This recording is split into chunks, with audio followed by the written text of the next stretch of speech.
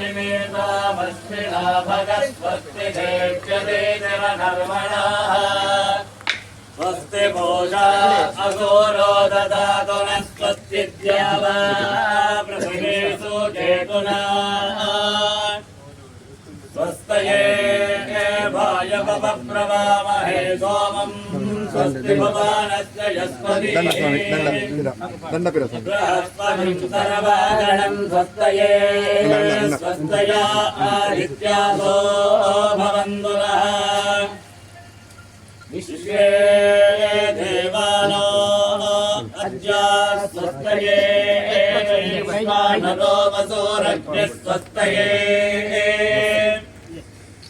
देवा आमन्त्रभव स्वस्तये स्वस्ति नो रुद्रः पात्रं हासः स्वस्ति मित्रावरुणा स्वस्ति मध्ये रेवती स्वस्ति न इन्द्रश्चाग्निश्च स्वस्ति नो अदिते पृथ्वी स्वस्ति सूर्या चन्द्रमसा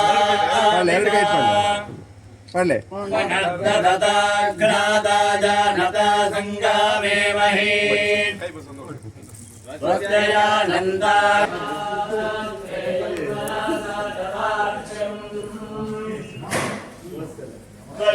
स्वजातमानेश्वरणं प्रपद्ये स्वस्ति संभावेश्वभायन्नो अस्तु प्रातरग्निन्द्रतरिन्द्रं नमामहे प्रातर्विद्रावरुणा प्रातरश्रिना प्रातर्भगं नित्यं भगं भक्तेत्यालयतो विरश्मेर्भगः प्रणमेन्द्रवन्तस्याम उपेदानीं भगवन्तस्यामोतः प्रापित्व उतमस्ये अन्धाम् उतो वेदामघवन्तोऽन्यस्य वयं देवानां सुमतो स्याम भगा एव भगवान्नस्तु देवास्तेन वयं भगवन्तः स्याम सन्वा भगतर्वविज्ञ सर्वध्वरा योषसो नवन्तदधिक्रामे वजुचाये पदाय अर्वादेनं वासुविदं भगन् नारथा विवाश्वा वादिन आवाहन्तो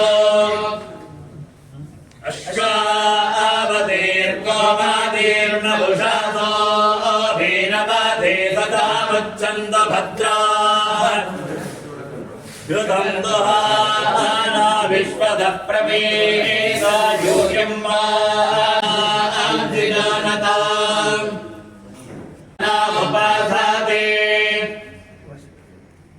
समानो मन्त्रस्तमेतस्तमाने सामानं मनस्तः चित्तमेजा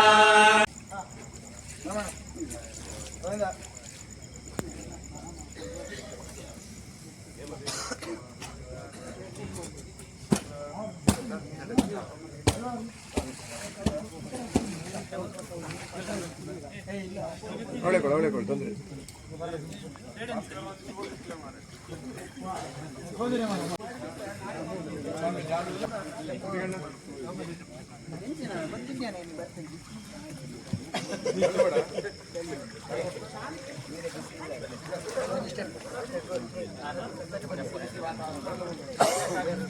ವಾತಾವರಣ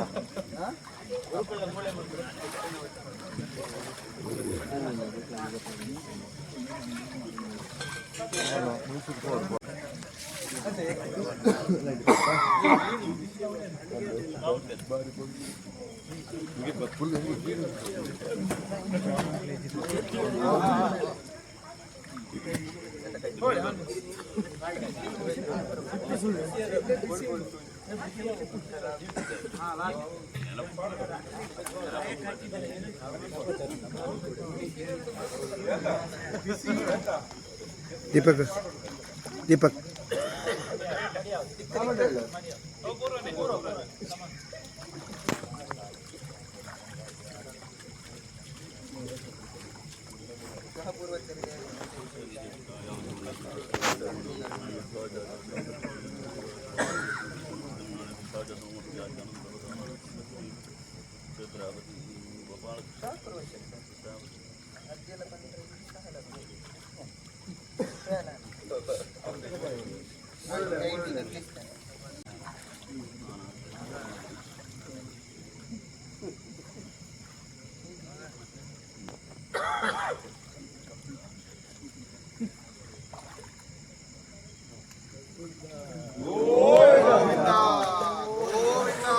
हरि सर्वोत्तम हरि सर्वोत्तम हरि सर्वोत्तम हरि सर्वोत्तम हरि सर्वोत्तम श्री श्री श्री वेदवर्धन महाराज के जय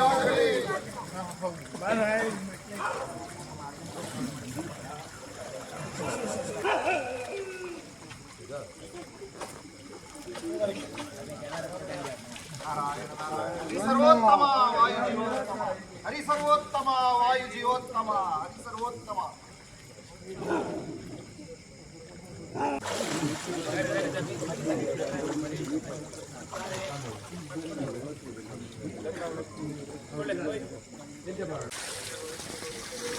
सर्वोत्तम वायु जीवोत्तम हरि सर्वोत्तम वायु जीवोत्तम गोविंद गोविंद गोविंद गोविंद गोविंद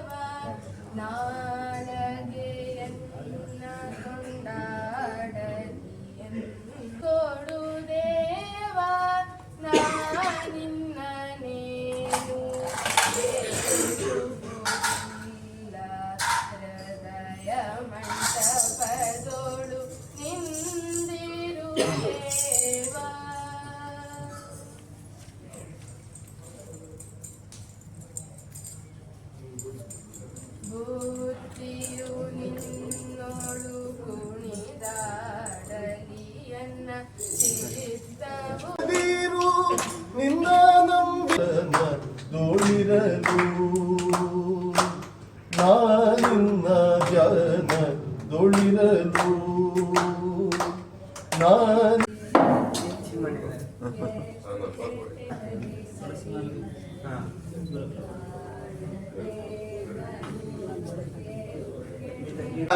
विग्रह श्रीवत्सकौस्तुभधरो यशोदा वत्सलो हरि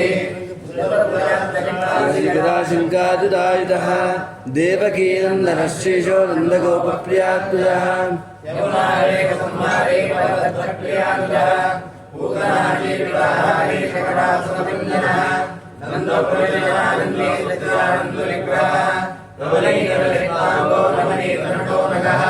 धवनीतनवाहारो विकुन्दप्रसादित्य षोडशस्त्रीहस्ते शस्त्रभङ्गे मथुराग्रहे गोविन्दो योगिनाथे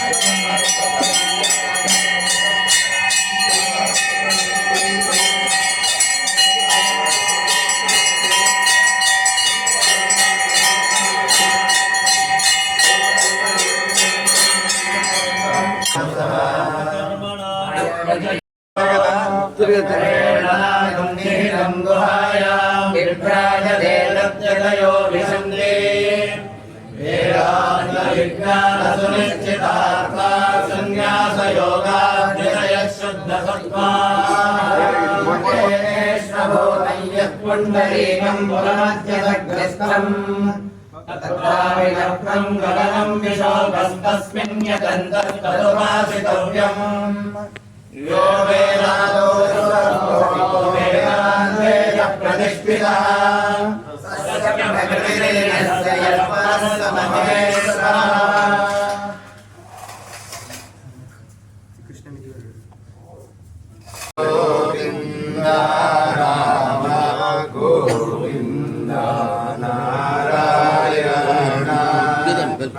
गोविंद गोपाल कृष्ण गोविंद नारायण गोविंद गोविंद राम गोविंद नारायण गोविंद गोपाल कृष्ण गोविंद नारायण गोविंद गोविंद राम गोविंद नारायण गोविंद गोपाल कृष्ण गोविंद नारायण गोविंद गोविंद राम गोविंद नारायण गोविंद गोपाल कृष्ण गोविंद नारायण गोविंद गोपाल गोविंद गोविंद राम गोविंद नारायण गोविंद गोपाल कृष्ण गोविंद नारायण गोविंद गोविंद राम गोविंद नारायण अग्निनारयिमत्तवत्तोषामेव दिवे दिवे यजधवं वीरवत्तमं परिभूरसि सगिद्देवेशो गच्छते निर्भूता कवित्रा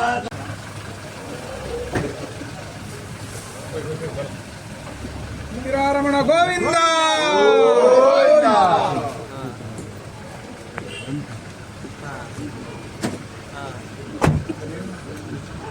नारायण नारायಣ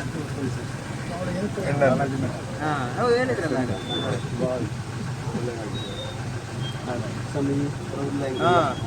ಖಂಡಿತ ನಾರಾಯಣ ರಾಮ್ ರಾಮ್ ರಾಮ್ ರಾಮ್ ಜೈ ಶ್ರೀರಾಮ್ ಜೈ ಶ್ರೀರಾಮ್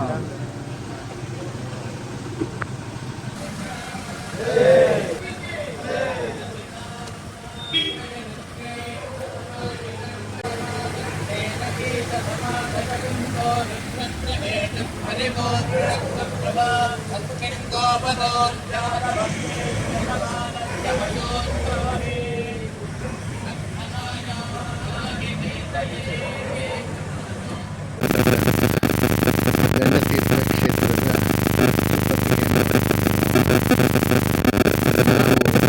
ಲೋಟಿನ್ ಜಿಲ್ಲಾ ಎಂಬ ಮನೆತನದ ಪರಂಪರೆಯಿಂದ ಈ ಜಾಗ ಗುರುಕುಲಾಗಿತ್ತು. ಆಚಾರ್ಯ ಮಂದಿರದಲ್ಲಿ ಸುಮಾರು 1000 ವರ್ಷಕ್ಕಿಂತ ಹಿಂದೆ ಇದು ಒಂದು ಗುರುಕುಲಾಗಿತ್ತು. ಅಂತ ಹೇಳ್ತಿದ್ದಾರೆ. ಮಡಮ್ ಅಂದರೆ ಬ್ರಾಹ್ಮಣರ ಪಾಠ ಹೇಳಿಕೊಡುವ ಮನೆಗೆ ಮಡಮ್ ಅಂತ. ಅದರಲ್ಲಿ ಎರಡು ಭಾರಿ ಒಳ್ಳೆಯ ಬ್ರಾಹ್ಮಣರು ಪಶುಪತ್ತಿಕೆ ಇದ್ದವರು ಪಾಠ ಹೇಳಿಕೊಡೋದು ಒಂದು ಮನೆ. ಮತ್ತು ಇನ್ನೂ ಒಂದು ಸ್ವಲ್ಪ ಒಳ್ಳೆಯದಾಗಿ ರಾಜ ಸಪೋರ್ಟ್ ಅಥವಾ ಅಲ್ಲಿ ರಾಜರ ಸನ್ನಿಧಾನದ ಸಪೋರ್ಟ್ ಎಲ್ಲ ಬಂದಂಥ ಮನೆ, ಅದು ಎಟ್ಟಂಬೆಲ ಮಡಮ್ ಅಂತಂದರೆ 2 ಸ್ಕ್ವೇರ್ ಹೌಸಸ್. ಈಗ ಇದು ಒಂದು 4 ಅಂಬೆಲದ ಮನೆ, ಆಚೆ ಇದರ ಒಟ್ಟಿಗಿರುವಂಥದ್ದು ಇನ್ನೊಂದು 4 ಅಂಬೆಲ. ಇದರಲ್ಲಿ ಮಕ್ಕಳಿಗೆ ವಿದ್ಯಾರ್ಥಿಗಳಿಗೆ ಕರೆದು ಅವರು ಪಾಠ ಹೇಳಿಕೊಡ್ತಿದ್ಲು ಗುರುಕುಲದಲ್ಲಿ. ಅದು ಅವರ ಮಕ್ಕಳು ಅಲ್ಲೇ ನಿಲ್ಲೋದು, ಗುರುಗಳ ಮನೆ ಒಟ್ಟಿಗೆ ಅವರು ಅಲ್ಲಿ ನಿಲ್ತಿದ್ರು, ವಾಸವಾಗಿರ್ತಿದ್ರು. ಇದು ಈ ಮನೆಯ ಬಿಗಿನಿಂಗ್ ಹೇಗಿತ್ತು ಮೊದಲು ಅಂತ ಹೇಳಿ.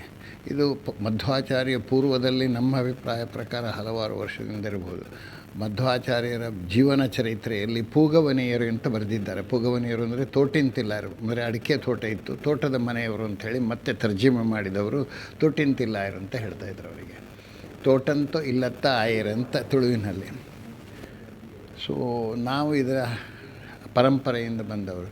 ಇಲ್ಲಿ ಒಳಗೆ ಇರುವ ಮುಖ್ಯ ಪ್ರಧಾನ ದೇವರು ಮೇಲಿನಿಂದ ರಾಮ, ಸೀತೆ, ಲಕ್ಷ್ಮಣ. ಮಧ್ವಪೂರ್ವದಲ್ಲಿ ನಮಗೆ ರಾಮನೇ ಮುಖ್ಯವಾದ ದೇವರ ಮರ್ಯಾದಾ ಪುರುಷ ಅಂಥೇಳಿ. ಆ ನಂತರ 2ನೇ ಲೆವೆಲ್ನಲ್ಲಿ ಚತುರ್ಭುಜ ಕೃಷ್ಣ. ಚತುರ್ಭುಜ ನಮಗೆ ಆಚಾರ್ಯ ಪೂರ್ವದಲ್ಲಿ ಬಾಲಕೃಷ್ಣನ ಪರಿಚಯ ಅಷ್ಟು ಈ ಭಾಗದಲ್ಲಿ ಇಲ್ಲದೇ ಇರಬಹುದು ಅಂತ ತಿಳಿಯುತ್ತದೆ. ಯಾಕಂದರೆ ನಮಗೆ ಗೊತ್ತಿದ್ದದ್ದು ಒಂದೇ ಜಾಗ, ಅದು ಮಧ್ವಾಚಾರ್ಯ ನಂತರದ್ದು ಯಾವುದು ನಿಮ್ಮದು ಕೇರಳದಲ್ಲಿ ತ್ರಿಶೂರು ಅಲ್ಲಿರುವಂಥದ್ದು. ಇಲ್ಲಿ ಚತುರ್ಭುಜ ಕೃಷ್ಣ ಒಂದು ಶಂಖಚಕ್ರ ಹಿಡ್ಕೊಂಡು, ಶಂಖಚಕ್ರ ಮತ್ತು ಕೊಳಲು ಒಂದು ಕೈಯಲ್ಲಿ, ಮತ್ತು ಗೋಪಿಕೆಯರು ಅಲ್ಲ, ರುಕ್ಮಿಣಿ ಸತ್ಯಭಾಮೆ ಇಬ್ಬರು ಒಟ್ಟಿಗಿರುವಂಥದ್ದು. ಕೆಳಗಿನಿಂದ ಆಚಾರ್ಯ ಮಧ್ವರು ಕೊಟ್ಟ ಒಂದು ಸಣ್ಣ ಕುಂಚುಗೋಪಾಲ ಕೃಷ್ಣ ಅಂಥೇಳಿ ತಲೆ ಸೂಡಿ ಹಾಕಿಕೊಂಡು ಕೈಯಲ್ಲಿ ಬೆಣ್ಣೆ ಹಿಡ್ಕೊಂಡು ಸಣ್ಣ ಕೃಷ್ಣನ ಪ್ರತಿಮೆ, ಅದು ಆಚಾರ್ಯ ಮಧ್ವರು ಅವರ ಗುರುಗಳಿಗೆ ಕೊಟ್ಟದ್ದು. ಎದುರಿನಲ್ಲಿ ಮತ್ತು ಸ್ವಲ್ಪ ಸಮಯ ಒಂದು 150-200 ವರ್ಷದ ಹಿಂದೆ ಇರುವಂಥ ಮುಖ್ಯ ಪ್ರಾಣ. ಇದು ಈ ಜಾಗದ ಈಗಿನ ಪರಿಸ್ಥಿತಿ. ಈಗ ಗುರುಕುಲಗಳಿಲ್ಲ ಇಲ್ಲಿ. ಆ ಬದಿಯಲ್ಲಿ ಮಠದ ಕಾರ್ಯಕ್ರಮಗಳು, ಮಠ ಸಂಪ್ರದಾಯದಲ್ಲಿ ಏನೆಲ್ಲ ಆಗಬೇಕು ಅದೆಲ್ಲ ಆಗು ಹೋಗುಗಳನ್ನೆಲ್ಲ ಮಾಡಿಸ್ತಾ ಇದ್ದಾರೆ. ಹೋಮ ಆಗುತ್ತೆ ಇಲ್ಲಿ, ತುಂಬ ಜನ ಬಂದು. ಕೃಷ್ಣ ಪ್ರದೇಶ, ಬಟ್ ಮುಖ್ಯ ಪ್ರಾಣನಿಗೆ ಬೇಕಾದಷ್ಟು ಹೋಮಗಳಾಗ್ತವೆ ಇಲ್ಲಿ. ಮನ್ಯುಸೂಕ್ತ ಹೋಮ, ವಾಯುಸ್ತುತಿ ಹೋಮ ಮತ್ತು ಪುರುಷ ಸೂಕ್ತ ಹೋಮ ಅಂತೆಲ್ಲ ತುಂಬ ಹೋಮಗಳನ್ನೇ ತುಂಬ ಜನ ಮಾಡಿಸ್ಕೊಂಡು ಹೋಗ್ತಾರೆ. ಕೆಲಸ ಆಗ್ತದೆ ಅಂತ ಹೇಳಿಕೊಟ್ಟು ಅವರವರ ಭಕ್ತಿಗೆ ಬರ್ತದೆ ರಿವಾರ್ಡ್ಸ್. ಬಟ್ ಇದು ಈಗ ನಾವು ಕ್ರಮ. ಇಲ್ಲಿ ಬರೋದು ಪ್ರತಿಯೊಬ್ಬ ಸನ್ಯಾಸಿ ಕೂಡ ಅಷ್ಟಮಠದವರು ಪರ್ಯಾಯಕ್ಕೆ ಕೂತ್ಕೊಳ್ಳುವ ಮೊದಲು ಇಲ್ಲಿಗೆ ಬಂದು ಸ್ನಾನ ಮಾಡಿ, ಇಲ್ಲಿ ಗುರುಗಳ ಕಾಣಿಕೆಯನ್ನು ನಾವು ಪಾದ ಕಾಣಿಕೆ ಕೊಡ್ತೇವೆ, ಒಂದು ಪಾದ ಪೂಜೆ ಮಾಡಿ ಅದನ್ನು ತಗೊಂಡು ಹೋಗಿ ಮತ್ತೆ ಹೋದರೆ ಇಲ್ಲಿಂದ ಸರ್ವಜ್ಞ ಪೀಠಕ್ಕೆ ಕೂತ್ಕೊಳ್ಳೋದು. ಮತ್ತು ಜೋಡಕಟ್ಟೆಯಲ್ಲಿ ಮೆರವಣಿಗೆ, ಅಲ್ಲಿಂದ ಸೀದಾ ಸದ್ಯ ಅನಂತೇಶ್ವರ ಚಂದ್ರೇಶ್ವರ ನೋಡಿ, ಕನಕ ಕಿಣ್ಣಿಯಲ್ಲಿ ಕೃಷ್ಣನ ನೋಡಿ ಒಳಗೆ ಹೋದರೆ ಸರ್ವಜ್ಞ ಪೀಠದಲ್ಲಿ ಕೂತು ಮತ್ತೆ ಸ್ನಾನ ಮಾಡಿ ಕೃಷ್ಣ ಪೂಜೆಗೆ. ಹಾಗೆ ಒಂದು ಕ್ರಮ ಇಲ್ಲಿ ಅದು ಮುಂಚಿನಿಂದ. ಇದು ಯಾವಾಗ ಅಂದರೆ ಪರ್ಹ್ಯಾಪ್ಸ್ ನಮ್ಮ ಅಭಿಪ್ರಾಯ ಪ್ರಕಾರ ವಾದಿರಾಜರು ಪರ್ಯಾಯ ಕ್ರಮವನ್ನು ಮಾಡಿದಂದಿನಿಂದ, ಅದು 2 ವರ್ಷದಿಂದ ಮಾಡಿದ್ದು. ಅದರ ಮೊದಲು 2 ತಿಂಗಳ ಪರ್ಯಾಯ ಕ್ರಮ ಇತ್ತು. ಆದರೆ ಆ ಕಾಲದಿಂದ ಇದ್ದಿರಬೇಕದು. ಯಾಕಂದರೆ ಆಗಿಂದಲೂ ಬಂದವರು ಇಲ್ಲಿ ಬಂದು ಆ ಪೂಜೆ ಮಾಡಿ ದೇವರಿಗೆ ಮಂಗಳಾರತಿ ಮಾಡಿ ಹೋಗುವಂಥ ಕ್ರಮವನ್ನೇ ಮುಂದುವರಿಸಿದ್ದು ನಾವು. ಮತ್ತು ಯತಿಗಳಲ್ಲಿ ಈಗ ಬರ್ತಾರೆ, ಅವರು ಬಂದರೆ ಸ್ನಾನ ಮಾಡ್ತಾರೆ. ಮತ್ತು ಇದು ಗುರುಗಳ ಮನೆ ಆದ್ದರಿಂದ ಇಲ್ಲಿ ಆಚಾರ್ಯ ಮರು ಪಾಜಕದಿಂದ ಇಲ್ಲಿಗೆ ಬಂದು ವೇದ ಪಾಠ ಕೇಳಿದರು. ತೋಟಿಂತಿಲ್ಲಾಯರ ಹತ್ರ ವೇದ ಪಾಠ ಮುಂಚಿನ ಕಾಲದಲ್ಲಿ ಬೇಸಿಕ್ ಕೊಡುವವರು ಒಬ್ಬರು ಗುರುಗಳು, ಆನಂತರ ಅದರ ಎತ್ತರಕ್ಕೆ ಕೊಡುವಂಥವರು ಅವರಿಗೆ ಬೇಕಾದ ಚಾಯ್ಸನ್ನು ಮಾಡಿಕೊಂಡು ಬೇರೆಯವ್ರ ಹತ್ರ ಹೋಗ್ತಿದ್ರಲ್ಲ. ಇವರು ಇಲ್ಲಿ ವೇದ ಪಾಠಕ್ಕೆ ಹತ್ತಿರ ಇರೋದು ಇದು ಆಗ ತುಳದಿ ತುಂಬ ಪಾಪ್ಯುಲರ್ ಆಗಿದ್ದ ಗುರುಕುಲ ಇದ್ದಿರಬೇಕು. ಆದ್ದರಿಂದ ಇಲ್ಲಿಗೆ ಬಂದು ವೇದ ಪಾಠ ಕೇಳಿದರು ಇವ್ರ ಹತ್ರ, ತೋಟಿಂತಿಲ್ಲಾಯರ ಹತ್ರ. ಅವರು ದೊಡ್ಡ ವ್ಯಕ್ತಿಯಾಗಿ ಇಲ್ಲಿಂದ ಹೋದ ನಂತರ ಒಂದು ದೇಶ ಪರ್ಯಟನೆ ಎಲ್ಲ ಮಾಡಿಕೊಂಡು ಬಂದ ನಂತರ ಗುರುಗಳ ಹತ್ರ ಬಂದು, ಮುಂದಿನ ಕಾಲದಲ್ಲಿ ಗುರುಗಳಲ್ಲಿ ಕಲಿಯುವಾಗ ಏನು ಗುರು ದಕ್ಷಿಣೆ ಕೊಡಲಿಕ್ಕೆ ಹಣ ಇರೋದಿಲ್ಲ, ಅವ್ರ ಹತ್ರ ಏನೂ ಸಾಧನಗಳು ಇರೋದಿಲ್ಲ. ಗುರುಗಳು ಏನಾದರೂ ಅವರಿಗೆ ಕೊಡಬೇಕು ಅಂತ ಇದ್ದರೆ ಅವರೆಲ್ಲ ಹೋಗಿ ದೇಶ ಪರ್ಯಟನೆ ಮಾಡಿ ಬಂದು ಸಂಪಾದನೆ ಅವರಿಗೆ ಏನಾದರೂ ಇದ್ದರೆ ಅಥವಾ ಅವರ ವಿದ್ವತ್ನಿಂದ ಏನಾದರೂ ಮಾಡಿದ್ದಿದ್ದರೆ ಅದನ್ನು ಮತ್ತೆ ಗುರುಗಳಿಗೆ ಕೇಳ್ತಾರೆ. ಅವರು ಬಂದು ಗುರುಗಳ ಹತ್ರ ಕೇಳ್ತಾರೆ, ನಿಮಗೇನು ನಾವು ಗುರು ದಕ್ಷಿಣೆ ಕೊಡೋದು ಅಂತ. ಅದಕ್ಕೆ ಅವರ ಗುರುಗಳು ಹೇಳ್ತಾರೆ, ನೀನು ಇಷ್ಟು ದೊಡ್ಡ ತತ್ವವಾದಿಯಾಗಿದ್ದೆ, ಸಿದ್ಧಾಂತವನ್ನು ಸೃಷ್ಟಿ ಮಾಡಿದ್ದೆ, ನಿಮಗೆ ಗುರುದಕ್ಷಿಣೆ ಏನು ಕೊಡೋದು ಬೇಡ ನಾನು ನಮಗೆ ಅಂತ ಹೇಳ್ತಾರೆ. ಅವರ ಹೆಂಡತಿ ಹತ್ರ ಕೇಳ್ತಾರೆ, ಗುರು ಪತ್ನಿ ಹತ್ರ. ಅವರು ನನ್ನ ಗಂಡ ಇನ್ನೂ ಸಹ ಗದ್ದೆಗೆ ನೀರು ಹಾರಿಸ್ತಾ ಇದ್ದಾರೆ, ಈ ಕೈಯಲ್ಲಿ ನೀರು ಹಾರಿಸ್ತಾರೆ, ವಯಸ್ಸಾಯಿತು, ನೀನು ಒಂದು ನೀರಿನ ಸೋರ್ಸ್ ಮಾಡಿಕೊಟ್ರೆ ಅಥವಾ ನೀರು ಒಂದು ಮಾಡಿಕೊಟ್ರೆ ಅನುಕೂಲತೆಗಳನ್ನು ಅದು ಬಹಳ ದೊಡ್ಡದಾಗಿ ಉಪಕಾರ ಆಗುತ್ತೆ ನನ್ನ ಗಂಡನಿಗೆ ಅಂತ ಹೇಳ್ತಾರೆ.